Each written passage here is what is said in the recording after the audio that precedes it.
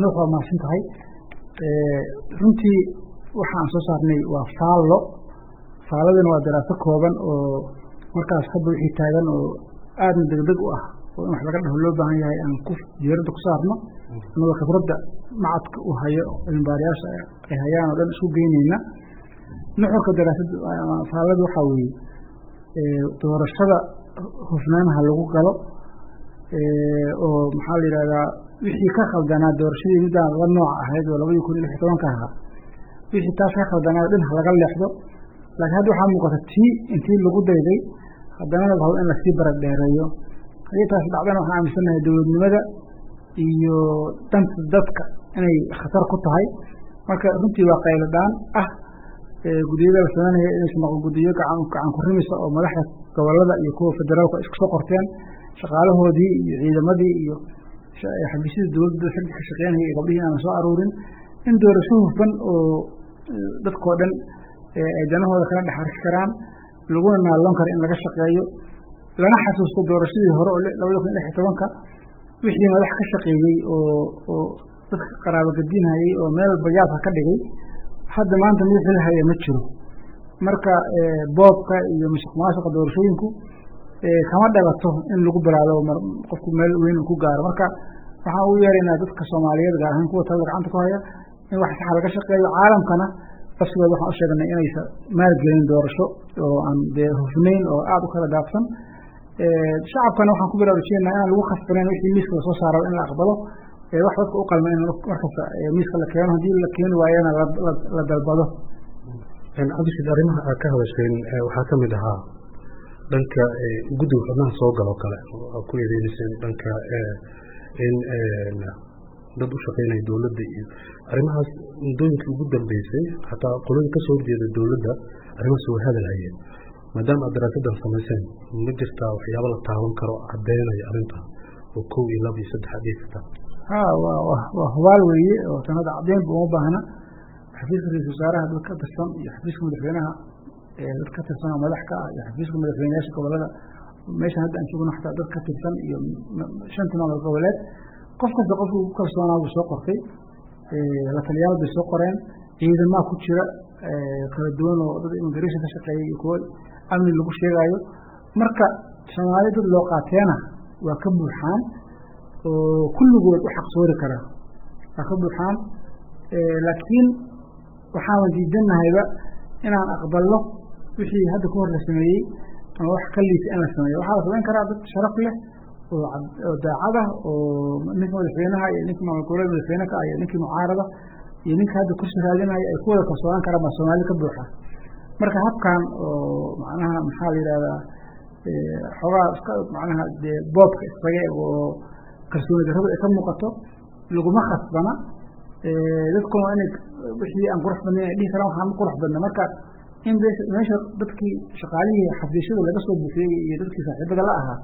waa arrin ay og yihiin hadda ku horna waktigii 2016 wasiirka arrimaha gudaha laga dhigay markii u horeysay waa la qiilisan u qiilna loo qiiliyey waa laga bedelay laakiin haddana shaqaalihii baa lasoo aruuriyey oo maaragtay doorashada waday wixii gobolada ka dhacayna waa la ogaa wixii gobolada ka dhacay waa la ogaa runtii Puntland ana xoolaaba ugu yara roonay meelaha kale wixii ka dhacay iyo qof shaqaad ku maqan codkii waa la tiriyay dhahaye wixii xasaab macquul maahan waxay sanadkan inaan taas loo ekeyn anagu door heritage ahaan waxyaabaha soo bandhignay doorashooyin dadban laakiin doorashooyin waxaan rabnay 40 kun oo qof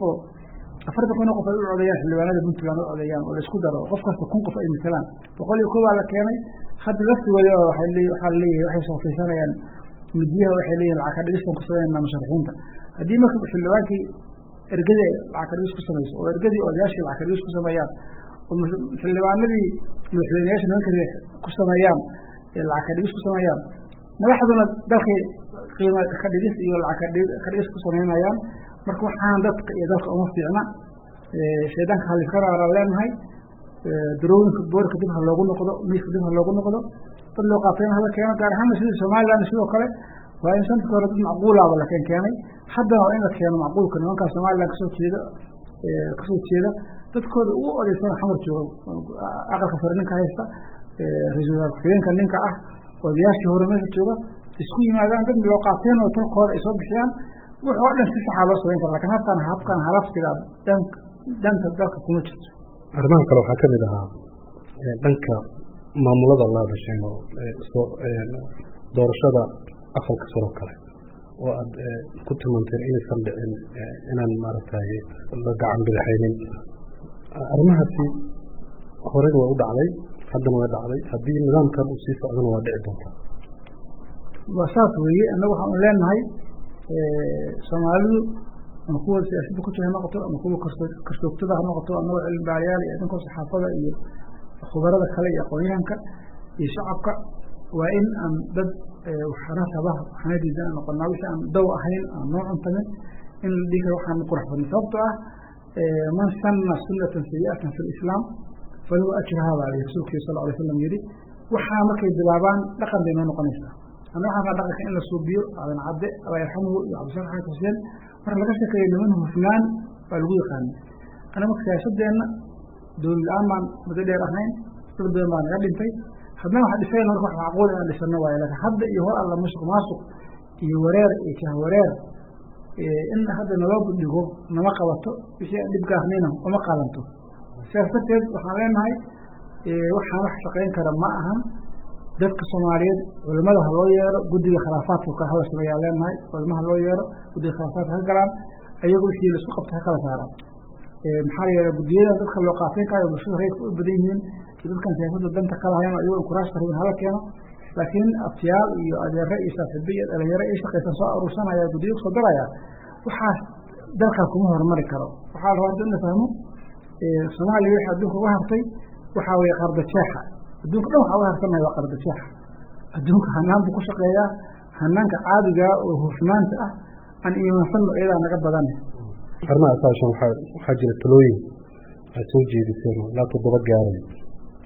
waxaa la isweydiinayaa soo kuma habbooneen inta guddiyadan aan la sameyn inaad talooyinkaasi soo jeedisaan si markaasi arrimahani wax looga qaban karay. waa run weeye talooyinka waa soo jeedinay ilaa 3 daraasaan ka sameynay doorashooyinka oo runtii sanadkan hadda lagu jiro waa soo hadlaynay ilaa May waan soo hadlaynay marka waxaan soo hadalnay Augustaan soo hadalnay marka waa hadalnay marka runtii waa daraasadii afraad doorashada aan ka soo saarno afka iskuma aan barin intaasna wax maslaxad guud oo anaga wax dangooniyo aysan nagu jirin baan soo bandhigaynay toddobadan hadda tala aan soo jeedinayna waxaa ka mid ah in guddiyadan qaraabo kiilka iyo shaqaalaha laga soo bixiyay la ilqeeyo oo la kala diro oo dad macquula la soo xiro waa la samayn karaa haddaan anagu hadda aysan naga maqlina international community ku khasbi doonta oo lacagtii ka joojiso ama golaha ammaanka qeyraha ka soo saaray yeeli doonaan marka inay anaga naga maqlaan anaga dadkoodiya waa u fiican guddiyadaas in la kala diro dad loo qaateeno heybad leh oo hufan in doorashada loo dhiibo horta wax waxaa laga shaqeeyo ko in guddi khilaafaad la sameeyo oo waxaana dhan ka sarreeyo oo qofkii dacwo qaba u tegi karo oo culimada iyo aqoonyahanka iyo ganacsiyada dadkan ugu magac weyn loo dhiibo oo halkaas loo garnaqo iyo dhaqanka macnaha le haddaba dadka kala saara taasna waa ku talinay guddigaas la soo saaro sanadka hore waa jira hadda sanadka laguma darin waxaan ku talinay maxaa la yidhahdaa guddi korjoogto ah oo wixii musuq maasuq iyo khalad ka shaqeynaya baara oo warbixin soo bandhiga sidii hadda kii doctor cabdisabantar madaxda kaanka in la soo bandhigo waxaan bulshada caalamka kula talinay lacagtooda inaysan iskaga khasaarin doorasho saan u waalan inaysan iskaga khasaarin dhahaan soomaalida ku dhahaan wax saxa markay keentan maa lacag idin siinayna golaha ammaanka waxaan ugu yeernay inay u digaan dadka waxaan samaynayo oo shaqaalahooda soo qoranayo oo dhahaya adduunka waxaa jira wax conflict of interest adiga hadda idaacadda u shaqeysa idaacaddaada kuma ogola inaad abtigaa soo wareysid ama adalkaa soo wareysid aniga hay-ad baan ka shaqeeya shaqaalaha iyo qaraabadeeda hay-adda kama qori karo qaraabadeeda iyo ehelkii kama qori karo marka adduunka waxaa jira macnaha markay dana isdiidan madax isla galaan qofku waa inuu dhaho conflict of interest waayo waxaan dan maslaxad iyo meesha ku jirta laakiin nin musharaxa ba xafiiskiisa ninkii madaxda ka ahaa wuxuu soo qoraya wax macquula maaha wax la yeeli karana maaha waana in toos lagu ifiyo ayaguna waa inta goorta ay ka noqdaan oo civil society macnala puntlandna joogta jubbalandna joogta xamarna joogta loo qaateen qurbana joogta bas qofkii ay keenaan oo macquula waxba ka u khayaalin mahayo macnaha qof macquul hadii kale ku khayaalin mahayo nasiib ha qabta dadka hadda guriga ku jirana ama gobolada ka imaanayaan ama xamar ha joogaan cidna kama masa koronama ayaga hadda talinaya marka waxaan qabaa in iimaanka la isgeliyo 2016 wax ka yaab badan baan keenaynaana in laga yeelayo ma jirto dalkan waa la isla wada leeyahay waxaana ugu tabar daran nimanka xilka hadda haya sababtoo haddii waxaan laga diido waktigooda dhammaanayo meesha dhan ba isla furxumaanaysa marka waa inay doorashada dad loo qaateena keenaan wax kale oo macnaha qiilka ay heli karaan ma jirto laakiin ninka xafiiska ka shaqeynayaan keenaya gabadhii ila talinaysa wax la yeeli kara maaha haddii aad ku cusub tahay fadlan channelkan subscribe saar calaamadda gambaleelkana furo si ay kuu soo gaaraan fiidiyoyada ama muuqaalada kale ee aanu duubnay ama aan hadda rabno in aan duubno share dhe oo sii faafiyo lana wadaag saaxiibada haddii aad faalo qabtana commentiga hoose noogu soo gudbi